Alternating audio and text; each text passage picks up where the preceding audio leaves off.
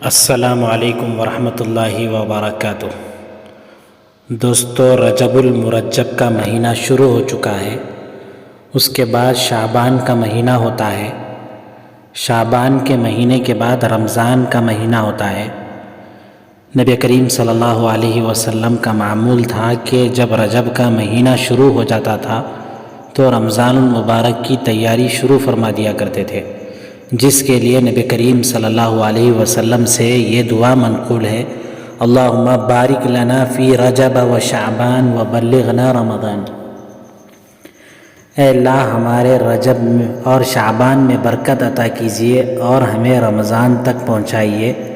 نبی کریم صلی اللہ علیہ وسلم رجب کے مہینے میں اس دعا کا اہتمام کیا کرتے تھے، اور آپ صلی اللہ علیہ وسلم اس دعا کو بکثرت پڑھا کرتے تھے اور اللہ عز و جل سے دعا گو ہوتے تھے اور یہ دعا فرمایا کرتے تھے: اے اللہ، ہمارے رجب میں اور آنے والے شعبان میں برکت عطا فرما اور ہمیں رمضان تک پہنچا کر رمضان المبارک کے مہینے کی عبادتوں، رحمتوں، مغفرتوں اور رمضان المبارک کے اللہ تبارک و تعالیٰ کی طرف سے جو خیر کا اور نیکیوں کا موسم ہوتا ہے اس سے فائدہ اٹھانے کی اے اللہ ہمیں توفیق نصیب فرما۔